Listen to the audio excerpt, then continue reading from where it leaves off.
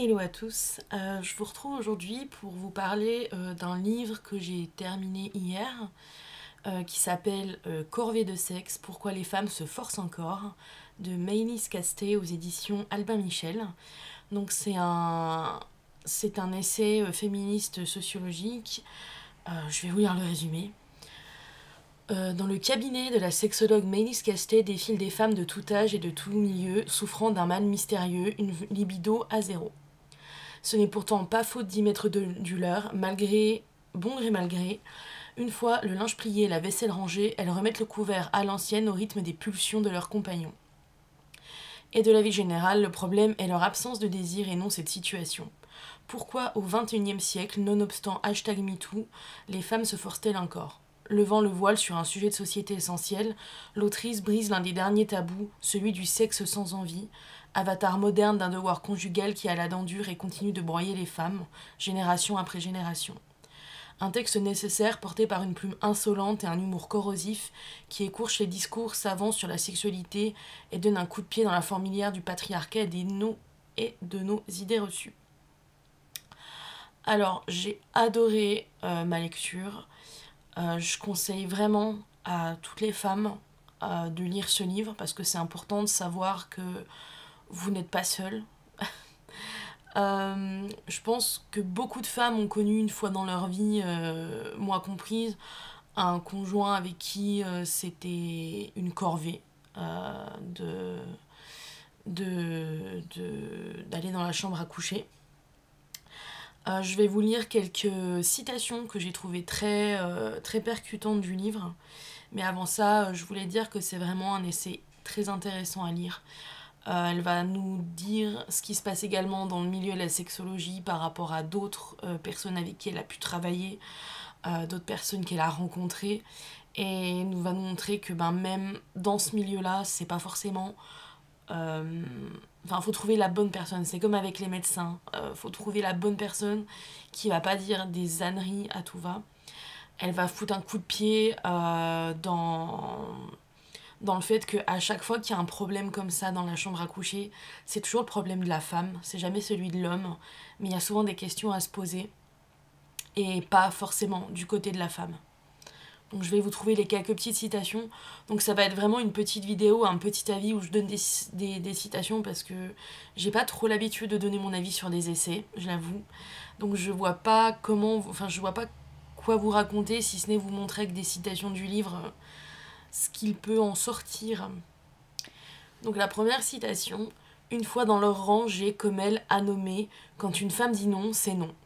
Croyant d'abord que les hommes étaient la cible du slogan, puis j'ai compris que c'était moi que j'essayais de convaincre.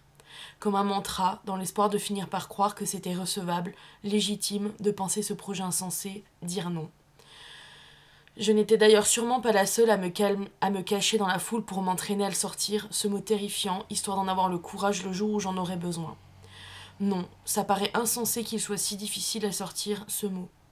Mais pour pouvoir dire non, il faut disposer d'autres mots, comme confiance, autonomie, fierté, estime de soi, liberté, et face à beaucoup d'hommes, tenir, se révolter, affronter, ou bien partir, déguerpir, décamper. Donc là, elle parle d'un moment où elle est allée dans les manifestations féministes, et donc du coup, elle l'apprend, elle dit non. Voilà, c'est vrai que non, c'est un mot qui est tellement simple, mais parfois, on n'ose pas le dire parce qu'on a peur. Elle explique beaucoup ça dans le livre. On a peur, la femme, parce que les hommes ils s'en foutent, la femme a peur d'avoir des violences en retour d'un non, qu'elles soient psychologiques ou physiques, parce que c'est quelque chose qui est très facile pour un homme de faire. C'est la violence psychologique, c'est si on dit non, il va bouder. C'est vraiment des choses dont elle parle que j'ai trouvé très percutantes et très vraies aussi. Deuxième citation, c'est une recherche qu'elle a fait sur ChatGPT pour demander des termes et concepts. Donc voici quelques termes et concepts qui peuvent être utilisés pour décrire l'expérience des femmes qui acceptent du sexe alors qu'elles n'en ont pas envie. Sexe sous contrainte psychologique. Ce terme décrit la situation où les femmes, bien que consentantes sur le plan formel se sentent psychologiquement contraintes de participer à des relations sexuelles en raison de pressions externes, comme la volonté de maintenir une relation ou d'éviter des conflits. Consentement coercif, ce concept fait référence à des situations où le consentement est donné sous pression ou contrainte. Le consentement est donc présent, mais non véritablement libre. Sexe de compromis. Ce terme peut être utilisé pour décrire des situations où les femmes acceptent des relations sexuelles comme un compromis pour maintenir la paix dans une relation ou satisfaire les attentes de leur partenaire malgré leur propre manque de désir. Pression sexuelle. Cela inclut les diverses formes de pression qui poussent les individus à avoir des relations sexuelles contre leur désir, que cette pression soit sociale, relationnelle ou émotionnelle.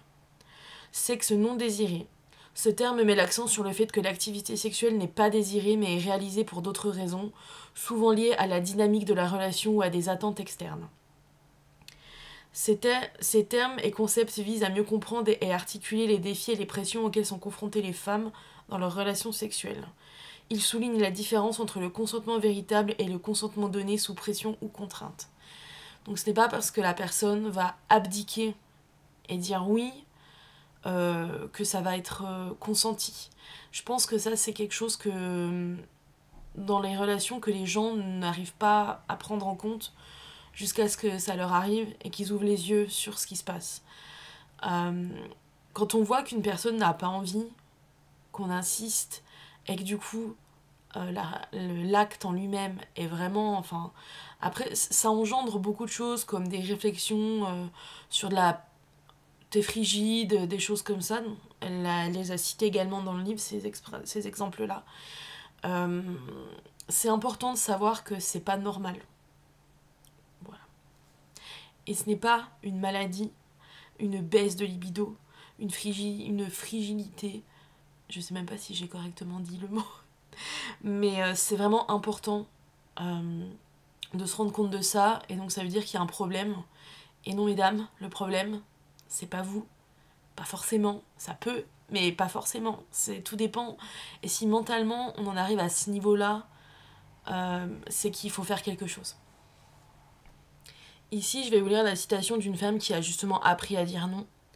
Il y a quelque temps, elle lui a dit que si elle ne le désirait pas, c'était parce qu'il se négligeait. Plus on avançait dans le travail ensemble, et plus ma patiente prenait conscience que tous les pans de sa vie étaient à reconsidérer, pas juste sa sexualité. Sans s'en apercevoir, il ne fut bientôt plus question de la... que, de fait, son porc avait cessé de lui réclamer. Si madame la... c'est fini, lui cède régulièrement son vagin, monsieur va désormais lui aussi voir une psy pour la première fois de sa vie et lorsqu'il est tombé en dépression. Et elle n'a pas eu besoin de moi pour voir dans cet effondrement une conséquence possible des quelques remaniements qu'elle avait opérés. Madame, vous n'êtes pas forcément le problème, encore une fois. J'ai encore 3 citations à vous présenter. La première, c'en est une très rapide de Coluche dans L'horreur est humaine. Il n'y a pas de femme frigide, il n'y a que des mauvaises langues. Ça m'a beaucoup fait sourire. Là, je vais vous citer une citation de Pierre Sidon, psychiatre au JT de CNews à propos de 2 rugbyman du 15 de France accusés d'avoir violé et frappé une femme. Ça devient très compliqué aujourd'hui pour les garçons d'avoir des relations sexuelles. Ils sont tétanisés, pour ne pas dire terrifiés par les conséquences possibles d'un retrait du consentement. Tout acte sexuel pouvant prendre dans un deuxième temps une valeur de viol, ce qui est un problème civilisationnel. On voit qu'on ne fait pas de bébé, qu'on ne fait plus de bébés dans l'Occident. Il est possible que ça ne soit pas sans relation avec la généralisation du hashtag MeToo, dans laquelle tout homme est potentiellement un violeur et toute relation potentiellement un viol. Il faut savoir remettre les choses à sa place. Elle en parle dans son livre, encore une fois, bien sûr. Mais le problème, c'est que, messieurs, un non est un non. C'était une citation que je trouvais aberrante. Et là, alors là, ça va être long. C'est la dernière citation. Elle a fait une petite amalgame avec les Gremlins. Et comme j'adore les Gremlins, j'étais obligée de la mettre. Alors, pour la 1000e fois, j'ai été victime de ce que nous appellerons l'effet Gizmo. Gizmo est le gentil personnage chouchou des Gremlins, un film d'horreur pour enfants qui m'a marqué quand je l'ai vu vers 8 ans. Gizmo est une bestiole poilue, douce et affectueuse, plus attendrissante que le plus mignon des chatons. Sauf que l'enfant qui l'achète enfreint les recommandements du vendeur.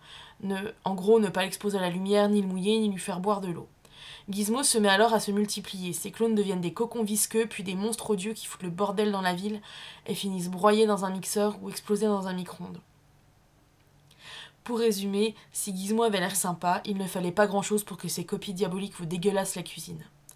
Eh bien moi, ce jour-là, je n'ai pas repéré le gremlin mascu sous le gentil costume de thérapeute propé. Ça, car ça l'est, l'effet Gizmo. Croire qu'on papote avec une peluche alors qu'on a en face de soi un gars craignos. Se faire endormir par des jolies gueules de prince alors qu'on a affaire à des crapauds. Les cons n'ont que rarement des gueules de gremlins tant qu'on ne les a pas mouillés. Mais il leur suffit d'un verre d'eau. Les équivalents verre d'eau des hommes, les vrais, ce sont souvent des mots au hasard, féminisme. Dès lors que j'ai injustement laissé échapper ce terrible vocabulaire, Machin a pris un ton légèrement plus docte et discrètement a commencé à se métamorphoser de gentil nounours en monstre gluant. D'après lui, il fallait se méfier de l'attitude féministe consistant à voir des traumatismes et du sexisme partout. Ces théories militantes mises à toutes les sauces faisaient plus de mal que de bien. J'ai tenté de faire taire la petite voix à l'intérieur de moi qui criait « C'est tout de même bizarre ce cocon visqueux », jusqu'à ce que j'ai le malheur de parler de consentement. Gros seau d'eau sur la tronche du gremlin en pleine mue qui m'a interrompu et m'a rétorqué en substance d'un air condescendant. Oh là là, ras-le-bol du consentement, moi je préfère parler de respect parce que quand même parfois les femmes elles chauffent et tous ces pauvres hommes c'est normal qu'ils s'énervent d'être excités pour rien. Comme quoi, ce n'est pas parce que c'est un thérapeute qu'il a de bonnes manières de penser. Hein. Mais sincèrement, ce livre, je le recommande vraiment à mettre entre toutes les mains, sincèrement. Alors oui, l'autrice écrue nous parle de certaines de ses... Enfin, nous parle d'exemples de ses patientes, mais en fait, à un moment, il faut se bouger les fesses et arrêter d'accepter des choses que nos mères, que nos grands-mères, que toutes les femmes avant nous ont acceptées. C'est plus le cas aujourd'hui. On n'a plus besoin de ça. Voilà. Donc j'espère que ça vous a donné envie de lire le livre. Je sais pas si ce genre d'avis peut être intéressant. Je veux dire, la manière de faire des citations, enfin de vous lire des citations du livre. J'espère en tout cas que vous avez aimé, que ça vous intrigue un peu aussi. Et je vous souhaite une très bonne fin de journée.